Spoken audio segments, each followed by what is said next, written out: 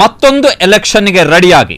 ಇದು ಕರ್ನಾಟಕ ಕಾಂಗ್ರೆಸ್ನ ಕಾರ್ಯಕರ್ತರಿಗೆ ಕರ್ನಾಟಕ ಕಾಂಗ್ರೆಸ್ ಪ್ರದೇಶ ಸಮಿತಿ ಅಥವಾ ಕೆಪಿಸಿಸಿ ಇದರ ಅಧ್ಯಕ್ಷರು ಕೊಟ್ಟಂತ ಅಧಿಕೃತ ಸಂದೇಶ. ಮತ್ತೊಂದು ಎಲೆಕ್ಷನ್ಗೆ ರೆಡಿಯಾಗಿ ಕಾಂಗ್ರೆಸ್ನಿಂದ ಅಧಿಕೃತ ಸಂದೇಶ ರವಾನೆ ಆಗಿದೆ.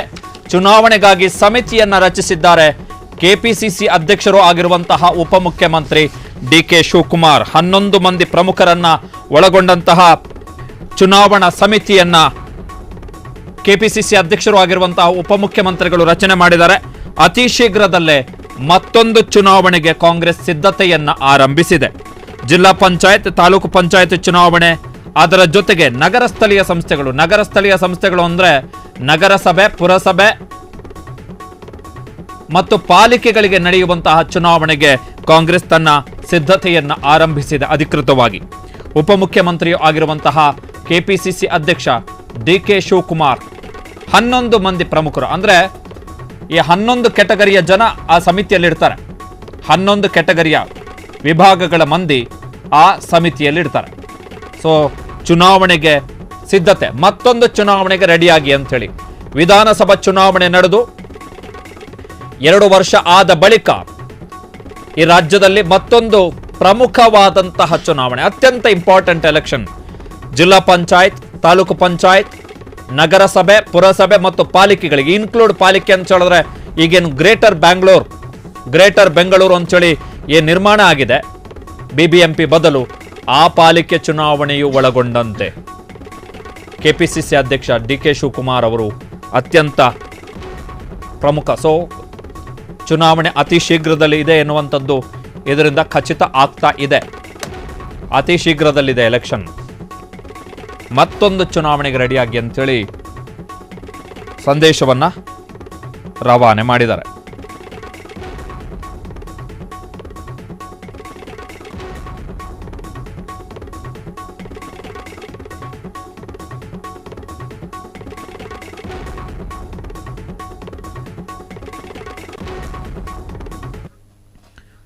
ಮತ್ತೊಂದು ಎಲೆಕ್ಷನ್ಗೆ ರೆಡಿಯಾಗಿ ಕಾಂಗ್ರೆಸ್ನಿಂದ ಅಧಿಕೃತ ಸಂದೇಶ ರವಾನೆಯಾಗಿದೆ. ಆ ಚುನಾವಣೆ ಯಾವುದು ಅಂತ ಹೇಳಿದ್ರೆ ಜಿಲ್ಲಾ ಪಂಚಾಯತ್, ತಾಲೂಕು ಪಂಚಾಯತ್, ನಗರ ಸ್ಥಳೀಯ ಸಂಸ್ಥೆಗಳು, ನಗರಸಭೆ, ಪುರಸಭೆ ಮತ್ತು ಪಾಲಿಕೆಗಳಿಗೆ ನಡೆಯುವಂತಹ ಚುನಾವಣೆಗೆ ಸಿದ್ಧರಾಗಿ ಅಂತೇಳಿ ಕಾಂಗ್ರೆಸ್ನ ಅಧ್ಯಕ್ಷ, ಕರ್ನಾಟಕ ಕಾಂಗ್ರೆಸ್ ಪ್ರದೇಶ ಸಮಿತಿ ಅಧ್ಯಕ್ಷ, ಕೆಪಿಸಿಸಿ ಅಧ್ಯಕ್ಷ ಡಿಕೆ ಶಿವಕುಮಾರ್ ಅವರು ಸೂಚನೆಯನ್ನು ಕೊಟ್ಟಿದ್ದಾರೆ. ಇದಕ್ಕಾಗಿ ಸ್ಥಳೀಯ ಸಂಸ್ಥೆಗಳ ಚುನಾವಣಾ ಪೂರ್ವ ಸಮಿತಿಯನ್ನ ರಚನೆ ಮಾಡಲಾಗಿದೆ.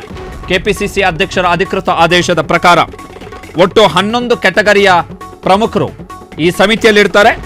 ಈ ಸಮಿತಿಯಲ್ಲಿ ಯಾರೆಲ್ಲ ಇರ್ತಾರೆ ಅಂತ ಹೇಳಿದ್ರೆ ಜಿಲ್ಲಾ ಕಾಂಗ್ರೆಸ್ ಸಮಿತಿ, ಅಂದ್ರೆ ಕಾಂಗ್ರೆಸ್ನ ಜಿಲ್ಲಾ ಘಟಕದ ಅಧ್ಯಕ್ಷರು, ಸಂಸದರು ಮತ್ತು 2024ರ ಲೋಕಸಭಾ ಚುನಾವಣೆಯಲ್ಲಿ ಸ್ಪರ್ಧೆ ಮಾಡಿ ಸೋತಂತಹ ಅಭ್ಯರ್ಥಿಗಳು ಯಾರಿದ್ದಾರೆ ಅವರು ಕೂಡ ಇರ್ತಾರೆ. ಸಂಸದರು ಒಟ್ಟು 9 ಮಂದಿ ಸಂಸದರು ಇರುವಂತದ್ದು ಕಾಂಗ್ರೆಸ್ನಿಂದ. ಉಳಿದ 19 ಲೋಕಸಭಾ ಕ್ಷೇತ್ರಗಳಲ್ಲಿ ಅಭ್ಯರ್ಥಿಗಳು ಯಾರು ಸೋತಿದ್ದಾರೆ ಅವರು ಕೂಡ ಈ ಸಮಿತಿಯಲ್ಲಿ ಇರ್ತಾರೆ. ಶಾಸಕರು 135 ಮಂದಿ ಶಾಸಕರು, ಜೊತೆಗೆ ಕಳೆದ ವಿಧಾನಸಭಾ ಚುನಾವಣೆಯಲ್ಲಿ ಎಲೆಕ್ಷನ್ಗೆ ನಿಂತು ಸೋತಂತ ಅಭ್ಯರ್ಥಿಗಳು, ವಿಧಾನಸಭಾ ಚುನಾವಣೆಯಲ್ಲಿ ಸೋತಂತವರು, ವಿಧಾನ ಪರಿಷತ್ನ ಅಭ್ಯರ್ಥಿಗಳು ಮತ್ತು ವಿಧಾನ ಪರಿಷತ್ನ ಸದಸ್ಯರು, ಉಸ್ತುವಾರಿ ಕೆಪಿಸಿಸಿ ಪದಾಧಿಕಾರಿಗಳು, ಜಿಲ್ಲೆಯಲ್ಲಿ ಸ್ಥಳೀಯ ಕೆಪಿಸಿಸಿ ಪದಾಧಿಕಾರಿಗಳು ಯಾರಿದ್ದಾರೆ ಅವರು, ಬ್ಲಾಕ್ ಕಾಂಗ್ರೆಸ್ ಸಮಿತಿಯ ಅಧ್ಯಕ್ಷರು ಮತ್ತು ಅದರ ಸದಸ್ಯರು, ಮಾಜಿ ಅಧ್ಯಕ್ಷರು, ಉಪಾಧ್ಯಕ್ಷರು, ಎಲ್ಲ ಜಿಲ್ಲಾ ಪಂಚಾಯತ್ಗಳ ಮಾಜಿ ಅಧ್ಯಕ್ಷರು ಮತ್ತು ಉಪಾಧ್ಯಕ್ಷರು ಹಾಗೂ ಅದರ ಜಿಲ್ಲಾ ಪಂಚಾಯತ್ಗಳ ಸದಸ್ಯರು, ಮಾಜಿ ಸದಸ್ಯರು ಯಾರೆಲ್ಲ ಇದ್ದಾರೆ ಎಲ್ರಿಗೂ ಕೂಡ ಹೊಣೆಗಾರಿಕೆಯನ್ನು ಕೊಡಲಾಗ್ತಾ ಇದೆ. ಮೇಯರ್, ಉಪಮೇಯರ್, ಮಹಾನಗರ ಪಾಲಿಕೆಗಳು, ಜೊತೆಗೆ ಅಧ್ಯಕ್ಷರು ನಗರಸಭೆ, ಪುರಸಭೆ, ಪಟ್ಟಣ ಪಂಚಾಯಿತಿ ಅಧ್ಯಕ್ಷರು, ತಾಲೂಕು ಪಂಚಾಯಿತಿ, ಮುಂಚೂಣಿ ಘಟಕ ಅಂದ್ರೆ ಬೇರೆ ಬೇರೆ ಘಟಕಗಳಿರ್ತವೆ ಕಾಂಗ್ರೆಸ್ನಲ್ಲಿ, ಎಲ್ಲ ಪಕ್ಷಗಳಲ್ಲೂ ಇರುವ ಹಾಗೆ. ಹಿಂದುಳಿದ ವರ್ಗ ಇರ್ಬೋದು, ಕಾನೂನು ಘಟಕ, ಕಾರ್ಮಿಕ ಘಟಕ, SC ST ಘಟಕಗಳು, ಇವೆಲ್ಲ ಏನಿದಾವೆ ಆ ಎಲ್ಲ ಮುಂಚೂಣಿ ಘಟಕಗಳು, ಯುವ ಘಟಕ. ಸೊ ಇವೆಲ್ಲವೂ ಕೂಡ ಈಗ ಈ ಸಮಿತಿಯಲ್ಲಿರ್ತಾರೆ.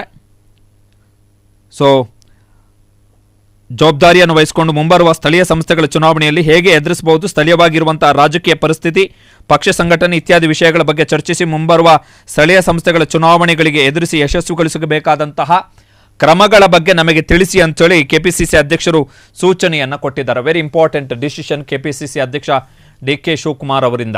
ಸೊ ಕಾಂಗ್ರೆಸ್ ಸರ್ಕಾರ ಅಧಿಕೃತವಾಗಿ ಚುನಾವಣೆಗೆ ರೆಡಿ ಆಗ್ತಿದೆ. ಬಹುನಿರೀಕ್ಷಿತ ಚುನಾವಣೆ JP, TP ಹಾಗೂ ಪಾಲಿಕೆ ಚುನಾವಣೆ ಮತ್ತು ಇತರೆ ನಗರ ಸ್ಥಳೀಯ ಸಂಸ್ಥೆಗಳ ಚುನಾವಣೆ ಏನಿದೆ ಅದು ಬಹುನಿರೀಕ್ಷಿತ ಚುನಾವಣೆ. ಆಲ್ರೆಡಿ ವಿಳಂಬ ಆಗಿದೆ. ಈಗ ಫಾರ್ ಎಕ್ಸಾಂಪಲ್ ಬೆಂಗಳೂರಲ್ಲಿ ಈಗ BBMP ಇತ್ತು ಹಿಂದೆ, ಈಗ ಅದು ಗ್ರೇಟರ್ ಬೆಂಗಳೂರು ಆಗಿದೆ. ಸೊ ಚುನಾವಣೆ ನಡೆದೇ ಹಲವು ವರ್ಷಗಳಾಗಿದೆ, ಜನಪ್ರತಿನಿಧಿಗಳಿಲ್ಲ ಸ್ಥಳೀಯ ಸಂಸ್ಥೆಗಳಲ್ಲಿ. ಸೊ ಈಗ ಚುನಾವಣೆ ನಡೆಸಬೇಕು.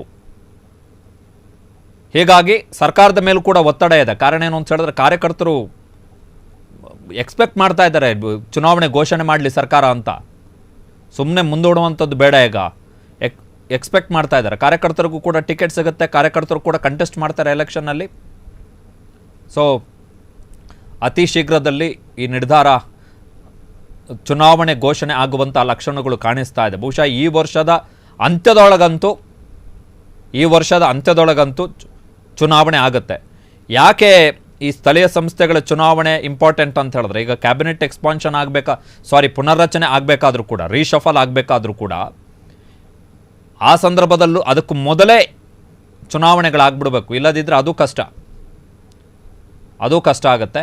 ಹೀಗಾಗಿ ಕೆಪಿಸಿಸಿ ಅಧ್ಯಕ್ಷರು ಅಧಿಕೃತವಾದಂತಹ ಸೂಚನೆಯನ್ನು ಕೊಟ್ಟಿದ್ದಾರೆ. ಪಕ್ಷದ ಎಲ್ಲರಿಗೂ ಕೂಡ ಇನ್ಕ್ಲೂಡಿಂಗ್ MLAಗಳು, MP ಗಳು, XMLAಗಳು, XMPಗಳು ಯಾರೆಲ್ಲ ಕಂಟೆಸ್ಟ್ ಮಾಡಿದ್ರು ಕಳೆದ ಬಾರಿ ಎಲೆಕ್ಷನ್ಸ್, ಕಂಪ್ಲೀಟ್ ಟೀಮ್ ಏನಿದೆ, ಒಂದು ಜಿಲ್ಲೆ ಅಂದಾಗ ಆ ಜಿಲ್ಲೆಯಲ್ಲಿ ಬರ್ತಕ್ಕಂತಹ ಜಿಲ್ಲಾ ಪಂಚಾಯತಿ, ತಾಲೂಕು ಪಂಚಾಯತಿ, ನಗರಸಭೆ, ಪುರಸಭೆ, ಪಟ್ಟಣ ಪಂಚಾಯತಿ, ಇನ್ ಕೇಸ್ ಪಾಲಿಕೆ ಅಂತಿದ್ರೆ ಪಾಲಿಕೆ. ಸೊ ಅಷ್ಟು ಚುನಾವಣೆಯನ್ನು ಎದುರಿಸಲಿಕ್ಕೆ ಆ ಜಿಲ್ಲೆಯ ಎಲ್ಲರೂ ಕೂಡ ಈಗ ತಮ್ಮ ಅಧಿಕೃತವಾಗಿ ತಮ್ಮ ಕೆಲಸ ಕಾರ್ಯಗಳನ್ನು ಶುರು ಮಾಡಬೇಕಾಗತ್ತೆ. ಕ್ಷಣ ಕ್ಷಣದ ಸುದ್ದಿಗಳಿಗಾಗಿ ಫ್ರೀಡಂ ಟಿವಿ ಸಬ್ಸ್ಕ್ರೈಬ್ ಮಾಡಿ, ಲೈಕ್ ಮಾಡಿ ಹಾಗೂ ಫಾಲೋ ಮಾಡಿ. ಹೊಸ ಸುದ್ದಿಗಳ ನೋಟಿಫಿಕೇಶನ್ಗಾಗಿ ಬೆಲ್ ಐಕಾನ್ ಮೇಲೆ ಕ್ಲಿಕ್ ಮಾಡಿ.